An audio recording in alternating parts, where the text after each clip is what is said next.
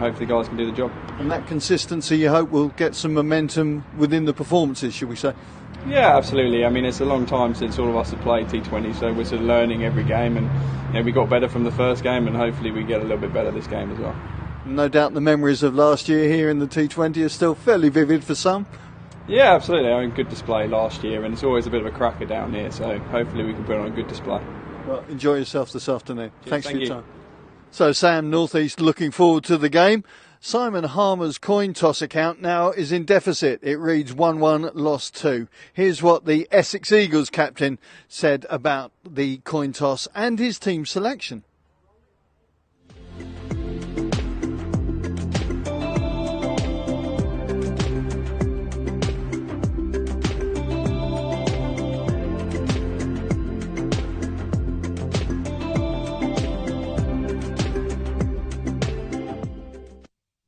Simon, your form on the coin toss has suddenly dipped a bit. Yeah, not the end of the world. We wanted to bat first anyway. It's a used wicket, same wicket that we played Middlesex on. So day game, if anything, it might slow down a bit, which sort of suits our bowling attack. So we would have batted first anyway, so it doesn't make a difference.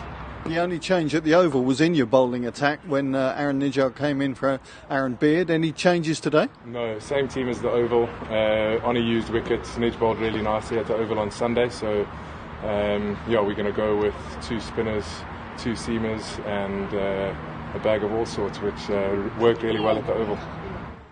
On the social media networks, everybody was going, well, every Eagles fan was going balmy about the fact that you got a tie out of the match at the Oval. How did you react after that? I think we did really well in the last 10 overs of that game to get a tie. I do believe that we should have won it. We probably could have got a few more with the bat, and the extras let us down with our bowling. I think we bowled 11 extras, which if you take that off the total would have been a comfortable win. So a few areas that sort of disappointed us, but I think we did really well at the end there to get the tie. Quinny bowled exceptionally well, as did Cameron. He doesn't bowl all the time, but whenever you call on him, he does a superb job, and everybody else chipped in. So yeah, really happy with the fight that we showed to stay in that game. I think in the past things might have been different, but yeah, it was good to see the boys show a bit of fire and put in some big performances. Well, the sun's out for a change. Let's hope the sun shines on the Eagles this afternoon. Go well. Thanks very much. So Simon Harmer, a happy man. It would appear to have lost the toss, and Essex Eagles going to be batting first. Let's take a look at the Hampshire lineup that is going to be stepping out on the field this afternoon. 21 is George Munsey, the Scottish international. Wearing 9, Tom Alsop. Wearing 17, the skipper, Sam Northeast. Number 5 is Joe Weatherly. 18, the wicketkeeper, Lewis McManus. Wearing 26, James Fuller. Wearing 22, Ian Holland. 44 is Scott Curry. Wearing 25, the left armour, Chris Wood. 47 is Ryan Stevenson. And lastly, but not least, number 32, the leggy Mason Crane. So that's the Hampshire 11. We'll take a look at the Essex Eagles 11 now that is going to be starting the batting this afternoon. Here we go with the Eagles side. Number 6, Varun Chopra. Wearing 89, Cameron Delport. Wearing 21, Tom Wesley. 28, once again, Dan Lawrence. 27, Ryan Tendescarter. 31, the wicketkeeper, Adam Wheater. Wearing 22, Paul Walter. Wearing 11, the skipper, Simon Harmer. 24 is Aaron Nijar. 29, Shane Snater. And number 94, the man of the moment, Matt Quinn. So, I'm joined once again by Graham to discuss those teams. Firstly, the toss though, Graham. Hampshire opting to field. Essex, though, happy to bat. What do you make of that? I don't think there's any great significance. The weather's set fair and the forecast is good for today. These are hybrid pitches we're using now, which is a mixture of real grass and artificial grass. They last a lot longer. They use them for practice and they're using them for these games. So I expect the pitch to stay the same. I noticed that Aronija's coming to the Essex side, so Essex is playing 3 spinners really, or at least 2.5. Well, Harmer, Nija and Dan Lawrence. Dan Lawrence opened the bowling here last week, so I suspect all 3 of them will bowl. So maybe they think that the wicket's going to hold a bit, and that's why possibly they wanted to bat first. But it's not always the toss, it's how you play that counts, isn't it? You know, it's quite a small ground, both behind the bowler at the Hayes Close end and on the hospital side. But the boundary is a bit bigger now, so that helps the spinner. But generally, I would say the par score here, if conditions are good, are around the 200 mark. You know, just under 200. Even with this big boundary behind us in front of the pavilion. Bigger boundaries. You wouldn't never call the Cloud FM County Ground a big ground, having played on it many times. But, you know, it helps the spinner because the off-spinners will definitely bowl from the river end. So it makes it over by the Tom Pearce stand, the longer boundary for the right-hander to hit into. So it's how you get off to a good start, you know, and...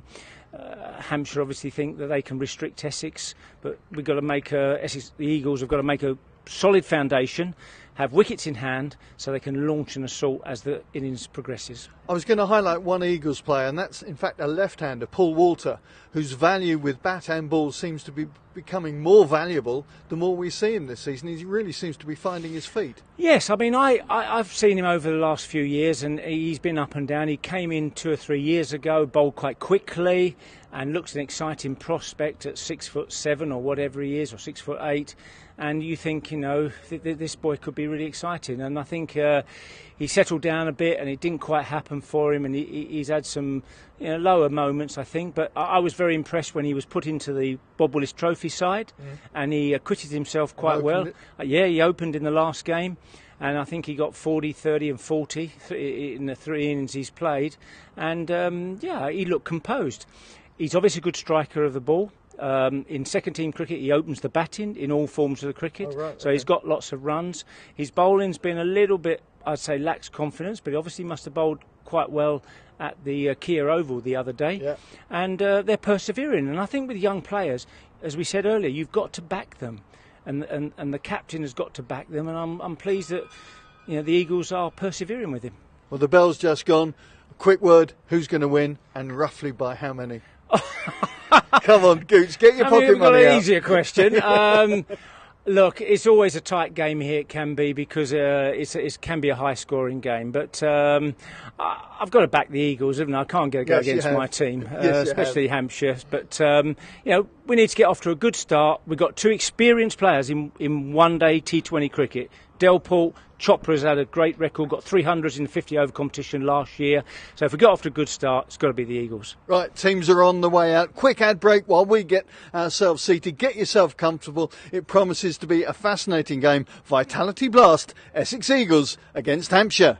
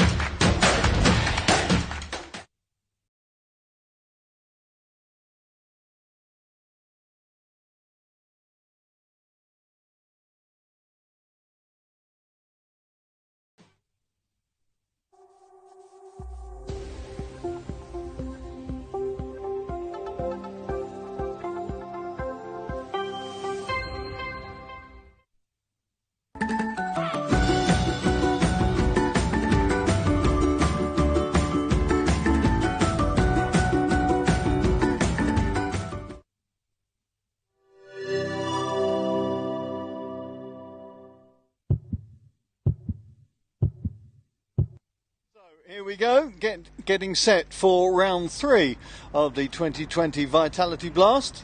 It's going to be Ian Holland who's going to open the bowling for Hampshire from the Hayes close end. Facing him, Varun Chopra setting up.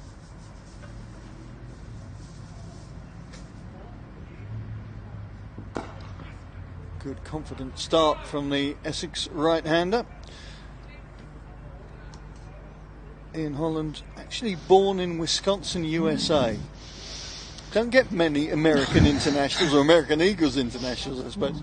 I'll say good afternoon. Now we're in commentary, but I have played in America. But I'm not sure I've ever played against an American in county cricket of any form. I'd be interested in anybody out there that thinks they know of any Americans that have played county cricket.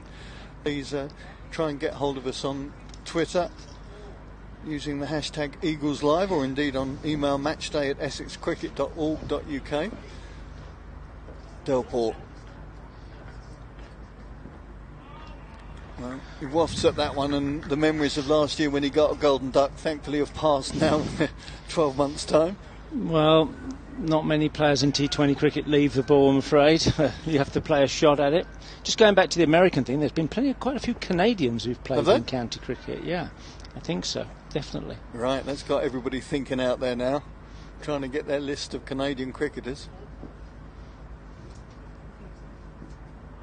Well, another one left, and Delport finding, just making sure he's setting himself early. The Holland story is fascinating because although he was born in the USA, he actually grew up in Australia. And he was in a reality show on Australian TV called Cricket Superstar, the chief judge of which was a certain AB, Alan Border. Oh, right. He won and got a contract to Victoria, and that's how he started as a cricketer. Come on, Delport, just trying to let the handbrake off there. I think he was aiming this over our way, actually, at Hayes ready, close. Cupped and ready. Well, if you're an Eagle supporter, you'll be hoping that Cameron Delport comes out with the sort of innings I think he had against Surrey last year, which was he just marmalised the Surrey attack that day. Yeah, just incredible. 129.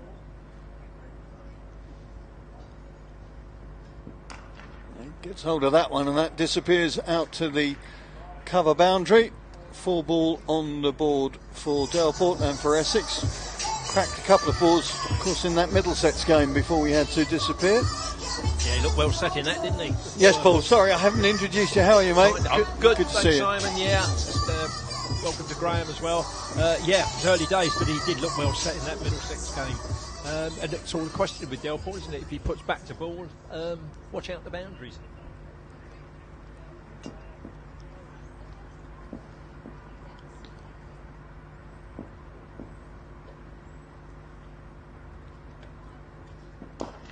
And now puts it through the leg side. Nobody's going to be stopping that on this fine day in Chelmsford. And a couple of fours for Delport, just making sure that that first over went the Eagles' way. He looks to have shed a bit of weight, doesn't he? He reckons he's done about 12 kilos. He's been running. He's been doing something you used to love doing. Those half marathons, didn't you used to do? Yeah, I've done 4 marathons, yeah, but I did one very silly thing in the 80s. That I used to live at Gidea Park in Romford, and when we played at Ilford Week, I used to run to the ground every morning, which was about 9 miles, and then play all day. And I didn't run back, actually. Someone picked me up, but just lazy. That was just a lazy. bit silly. But give me a piggyback one. Yeah, well, he's got us Essex off to a good start here. But I'd like to expand as we go on about the psychology of opening the bat in this sort of cricket, how you keep the composure. Chris Wood opening from the river end, almost tying Varun Chopra. Yeah, because it must be a different psyche, obviously, when you're playing in different formats as to what's required from the openers. Well, yeah, I mean, okay, so you're in a power play, only a couple of fielders can be out on the boundary if they've got a deep mid-wicket, deep square leg, but it is about putting back to ball, but there is a bit of culture about it. It's not just swinging.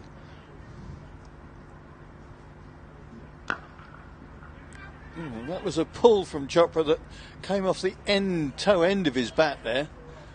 Essex scrabbling a single, but not quite going to plan. So when I say about the science, you know, you want to put bat to ball, you want to be looking to target balls for boundary if they meet the right criteria. But, I mean, the big thing is you're looking to hit boundaries, but if you can't get a boundary, you have to get a 1. You have to keep the score moving, because if you get a 1 off each ball, or 5 balls, and then you hit a boundary, you're into a sort of over 8 you want to be in, 9 and upwards. So it's not just about all swinging, it's a bit of culture in it. You've got to target certain bowlers, you've got to target certain length balls.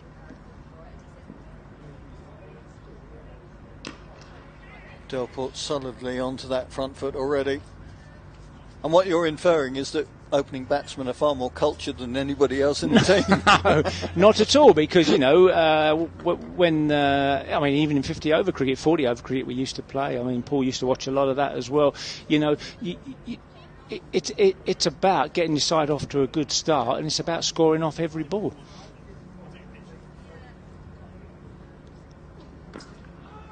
Of course, that's where the term pinch hitter was evolved. You know, I think a pinch hitter is probably someone in baseball term, isn't it? But you know, once you start, you know, playing shots, you've got to have a bit of culture about. You know, you don't want to just settle for 25, 30, 40. You want to go on. You know, as we said last week at the home game, scores between 50 and 100. They're the ones that count in this form of cricket. And it's almost more about the strike rate than the run sometimes, isn't it? Absolutely. If you score off every ball, you know. I suppose one of the problems also, Graham, where the game has changed is as an opener or any batsman, you haven't actually got the chance of a sighter at the bowl, have you? Not a question of looking let's see what he's doing in his first over, because often sides rotate the bowling, 5 different bowlers in the first 5 overs we often see. Oh, that's dropped. That's a life for Delport. Went straight into the mitts of James Fuller there, and that could be a ball that Hampshire will look to rue. Fuller's going to get a chance to get back and have a bowl, but after 2 overs, Essex Eagles, Baker's dozen, 13 without loss.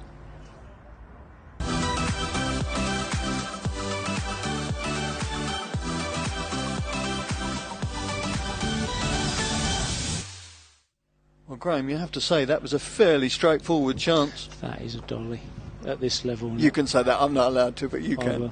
I mean, that is straight into his breadbasket, isn't it? Yeah? Nice height, nice pace. You know, it could be costly. South African all-rounder now going to be bowling to another South African at the other end. Here we go. Let's see how he's going to react. Well, I know how Cameron Delport's reacted. That's sending out towards the Tiptree stand. And Delport, having had 3 balls where he wasn't quite sure whether he could lay bat on it, certainly found his middle in the last 3. Well, I think we've seen him last season. You know, he's a specialist T20 player. You know, he gets on the front foot if the ball's up, and he's looking to hit it hard. He plays proper cricket shots. He doesn't really just swing, and you know, he's very, very dangerous. And if you're an Eagles fan, you know, you would hoping that you can't give good players 2 chances. So obviously, as a big Essex supporter and player and coach and everything, I hope he makes them pay. Well, Holton had 2 chances last week, didn't he? And went on to make 100, and that's the secret, isn't it? Capitalise when Lady Luck's shining on you. Catches win matches.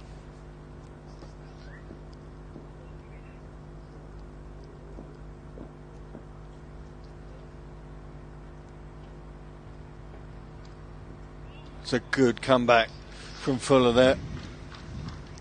Yeah, I've seen him bowl before. He's got a bit of pace, and I can't remember which first-class match this year he came and cleaned up. I think it might have been Surrey, which I'm not sure. He got a hat trick. Did a hat trick in Arundel, didn't he? He got a hat trick to win the game. So 4 for 17.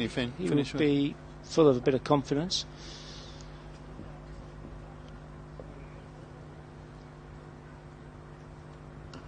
And he certainly knows the county circuit. 5 years at Gloucester, and then he was in Middlesex's ranks before joining up with Hampshire a couple of seasons ago, or last season. So an experienced operator. Yeah, he's been around a bit, but obviously maybe he's found a home now where he's he's valued, and he has the confidence of the management and the captain, and you can give your best if you do that. He's certainly got a little bit of pace, and he's certainly got the frame for a fast bowler.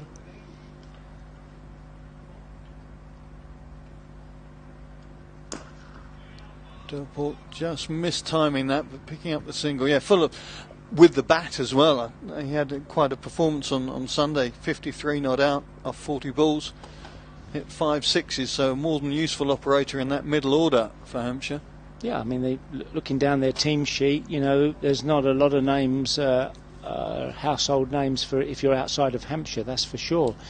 North East, we know, was with Kent. McManus, the wicket-keeper, he's been there a while. Mason Crane, we know from playing for England in one-day cricket. Yep. And one test match.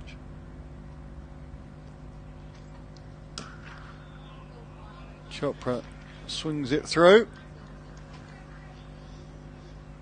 Yes, interesting to see the names that actually aren't in the Hampshire ranks. Of course, Kyle Abbott and Riley Rousseau unable to get into the country with all that's going on with the lockdown.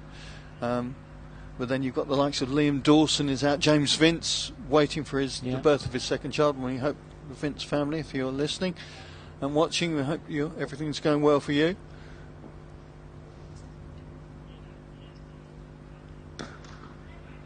Good comeback from Fuller. That was right in the block hole. Well, after dropping that catch at the end of the second over, James Fuller coming back with the ball and making a bit of a difference at the end of 3 overs. Essex Eagles 19 without loss.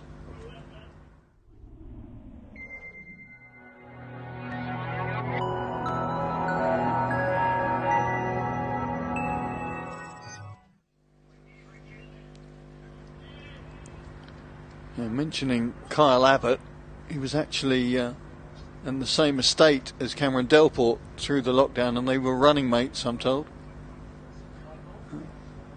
Chopra just not quite ready for Chris Wood there. I'm sure Chris Wood's knees would have felt that. Well, I've played against plenty of bowlers who try to bowl and run up when you're not looking, that's for sure, trying to gain an advantage, but to be fair, not many with the length of run up that Chris Woods has got there. I mean, that's a fair old run up.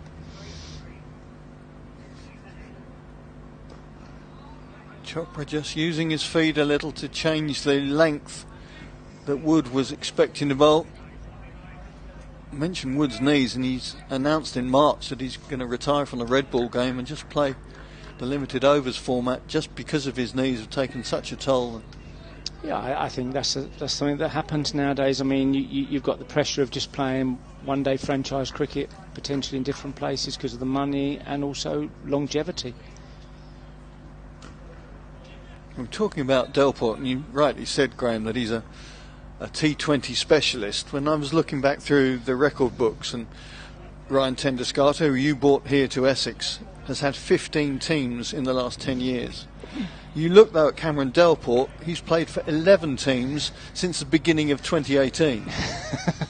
Now, doesn't that kind of highlight where we're at in terms of the bigger welcome cricket to world? modern cricket. Yeah, exactly. Welcome to the modern game. Franchise cricket, every country around the world has a T20 competition, or if they haven't, they want a T20 competition. Yeah. And, it's employment for all these guys who, I sort of look at it like a bit of a golf pro. There's so many tournaments around the world, and they're like a golf professional. They just move from one tournament to the next. Hired hands.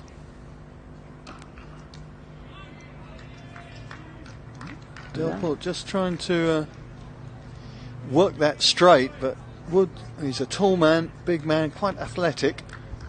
I mean, it's quite a slowish wicket, isn't it? I mean, there's been a bit of missed timing. We had a pull from Varun Chopra earlier, which he towed to sort of mid-on and got a single.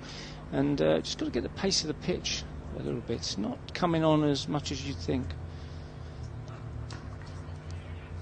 This is the same wicket that they played against Middlesex, and indeed is going to be the same wicket, I'm told by Stu Kerrison, the head groundsman, that they will be using for the limited overs, because it is this hybrid wicket where you have 5% has this plastic treatment, shall we say, And we've done an interesting feature that we'll show you in some future date about how the wicket is set up. Delport crashes it through extra cover. That is a delightful shot, and Essex kind of needed that right at the end of that over. Yeah, that was right in the slot, that ball. Full half volley, got a packed offside field, but he's pierced that between mid-off extra cover. And that's a classical cricket shot, not always one you see in T20 cricket, but that was all along the floor, and that was impressive. Talking about cricket shots, and I mentioned when we go back to the beginning of 20 over cricket, and it was cow-shot corner was more often than not where you were looking. But there have been so many different shots that have embellished the game now, that have been added to it, that are the norm. Yeah, I think the reverse sweep was there before that, but of course you've got the little ramp shot over fine leg, you've got the ramp shot over third man, so there's a whole variety nowadays. Scott Curry coming into the attack. Youngster who made his debut against Kent earlier on in this campaign. And I think with all the shots that most batsmen now can play, the bowler has to be smart. He can't just hit the same length all the time. He's got to have 2 or 3 different types of slower ball. He needs to be able to bowl the Yorker at will. He needs to read the batsman as well. That's the important thing.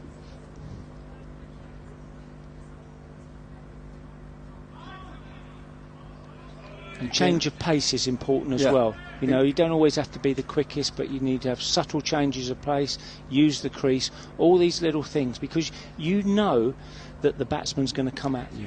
In modern one-day cricket, T20, you very rarely keep a batsman quiet. He either scores or you dismiss him. It's those 2 options normally. And it's not always just advancing down the wicket. Sam Northeast with a good hit, but Delport home in plenty of time. It's not just going into the V, if you like, or a wide V, because now we have this phrase 360-degree batters. And the improvisation that they can use means that the scoring opportunities are pretty much anywhere on the pitch. Absolutely, yeah.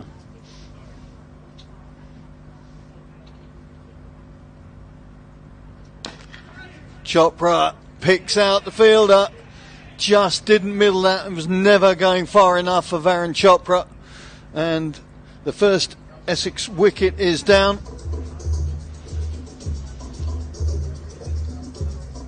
Yeah. Chopra departs. Just looking to see who caught that. 26 for 1, and he's going for the big hit there over mid-on towards what we used to call mortuary corner on this ground, and it didn't look like he was timing the ball well today. Varun Chopra, he's trying to hit the ball. He's not had a lot of the strike, but his timing seemed a bit off, and he just really clothed that one to mid-on. Yeah, Chris Wood, I think, was the man.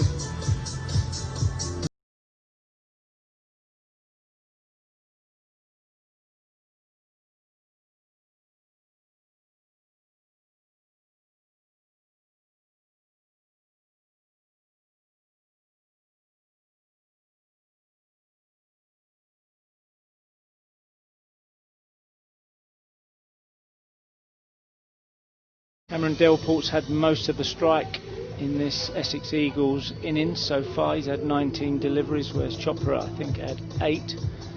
Didn't really find his touch. Happens in T20 cricket. You've got to put bat to ball, you've got to move the score on, you've got to be positive. So Tom Westley to take up now, experienced player for the Eagles.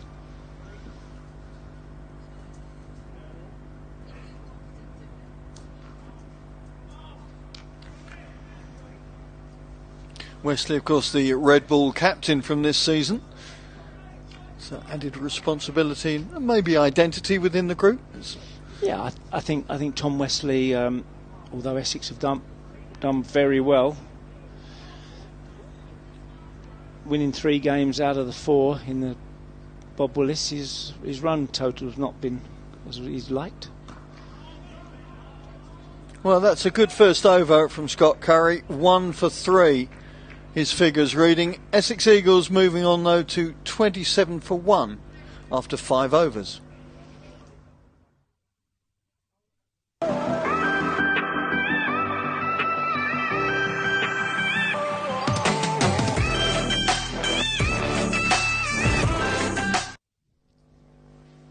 Tom Wesley, a man who's come through the age groups, the academy. I know you were saying you'd seen quite a bit of him from an early age. Yeah, I mean, I was still coaching here when he came into the side, or ages ago now.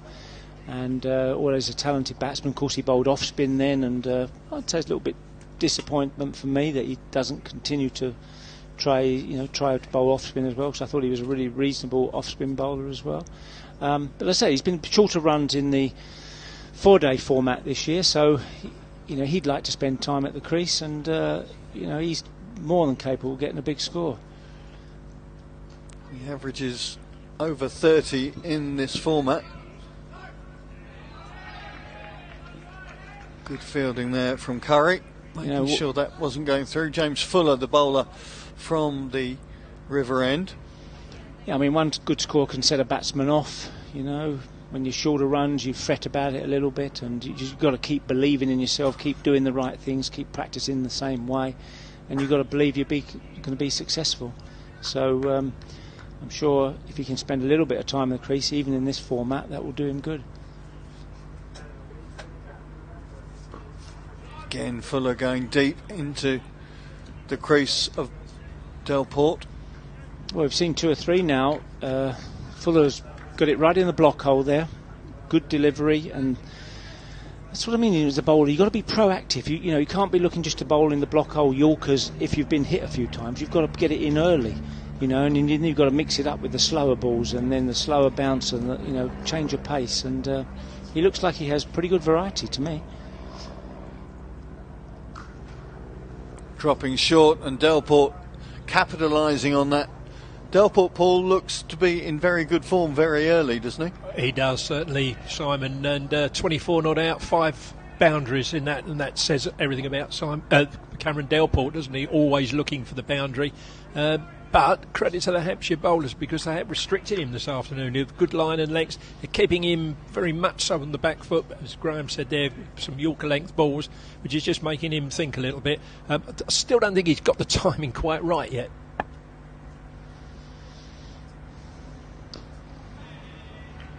Getting an inside edge out to square leg, and just 2 balls, of course, left in this power play. And it's a fairly low total, I think. Essex on Sunday were 44 for 2 after their power play against Surrey at the Kia Oval. So yeah, I think all the big shots that Delport and Chopra holding out mid-on, the big shots they've gone for, to try and get it over the bowler's head, and that they've mistimed them all. So that may be the pitches not coming on so much from good bowling as well. Bit of change of pace, variation.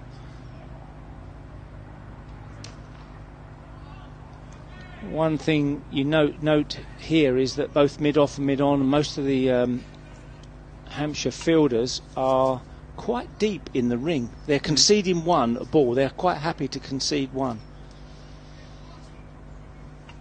Which again, I suppose, with the power play, suggests they're happy with that target or the score that their hosts have racked up thus far. Final ball.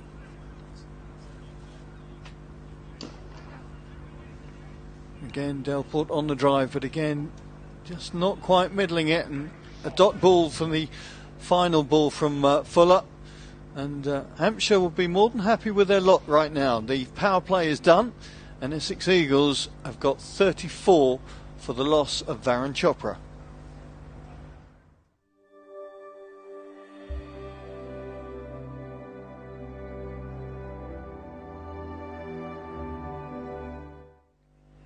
But as you were saying earlier, Graham, in terms of the openers, there's no panic. I mean, if you don't amass 10 and over from your power play, it's not the end of the world, is it? You just build in a slightly different way. Well, there doesn't seem to be any demons in the pitch, but it's certainly not coming on as you'd like it to, so maybe a slightly lower score will be competitive.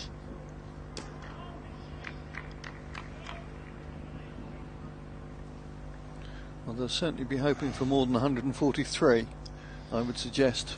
Absolutely. I mean, I'd say on this ground, 180 is sort of par. You could win with 180, you can also lose with 180, but at the moment, it doesn't look like Essex Eagles are going to get to that total, but you know, if they put a partnership together, you can always get it back. And as long as Cameron Delport is at the crease, he's an explosive player, and he can change the game in 1 or 2 overs without a doubt. And a bit of recent history of tied matches between these two teams. One here in 2018 and one last year down at the Agios Bowl.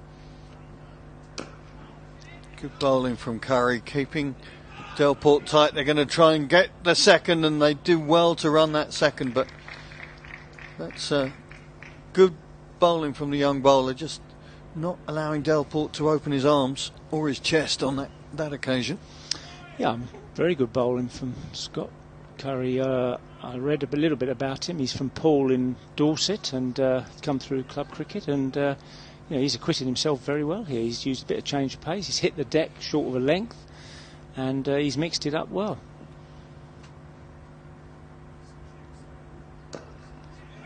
Nearly forced to caught and bowl there. Outside edge from Delport, and again the variety paying off for the youngster. Yeah, and you can see what he's trying to do. All the fielders, pretty much most of the fielders, are in the ring on the offside. There's one back at deep cover, but this is a very typical T20 leg side field, isn't it? 3 men on the boundary, short fine leg, just covering the sort of hit across the line off a length. So he's obviously going to bowl dead straight and no width. Just earing onto Delport's pads there. Delport forcing the second. Good running from the Essex 2 there. And that's maybe something you have to look at as a batsman. If it's not easy to time the ball for big shots, then you've got to make sure you score off every ball. Like took a good 2 there, put the fielders under pressure, and try and get your 8, 9 and over in a slightly different method.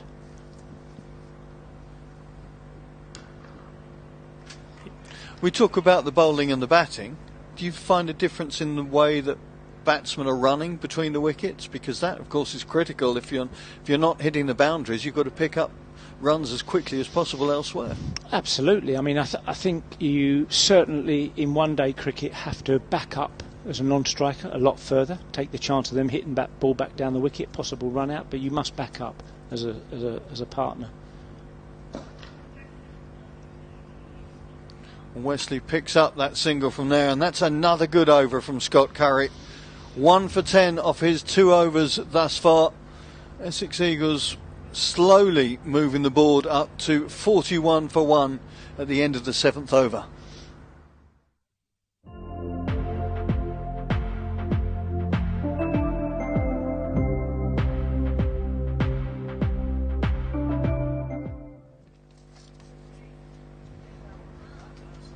So no sense of panic in the ranks as there shouldn't be, but now it's going to be a very interesting setup, because I think we're going to see Mason Crane into the attack, the young leg spinner.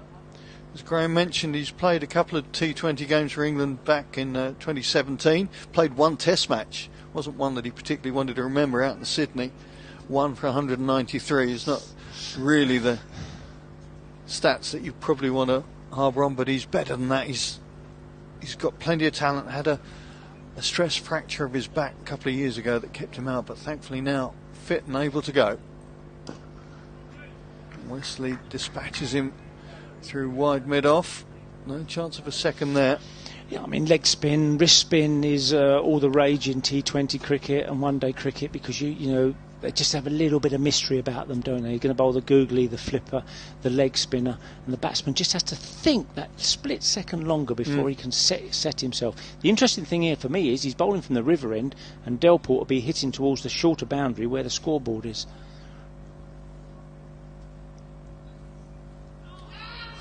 Did him with the googly there. And it's a good misread from Cameron Delport. I think he'll be bowling few googlies actually, because he won't want to be dragged over towards the old Chelmsford and Essex hospital in that area. Delport goes straight. Yeah, he's looking at his leg side field to Delport. He's got a deep square leg. He's got kind of a cow shot corner and a deep long on, but there's nobody else in front. No, it's a typical T20 field for a slow, medium pacer. slower bowlers. Most of the people on the leg side are out on the boundary. Goes full bunger and Wesley goes, thank you. First six of the afternoon, and it's gone to the Essex number 21. That's always the issue sometimes that you have to take with the leg spinner. Yeah, they sometimes bowl the odd loose ball. I mean, Tom Wesley did well there because it was quite high up, that ball, and I don't think he got all of that ball, you know. He didn't really middle that ball that well. It just went over the boundary, but he hit it straight, and there's no fielders generally behind the bowler, so it's a good spot. Ooh. Mason Crane's reaction makes me look like a caught bowl was missed there. Well, what do you think? I think Tom Wesley there is trying to turn that ball to the leg side, out to the mid-wicket area, trying to get two, just knock it out there. It's got the leading edge, gone straight back to him, and that's another, looked a simple catch. So that's two catches that have gone down, which could be costly. Wesley and Delport have both had a life each. Essex Eagles bring up the 50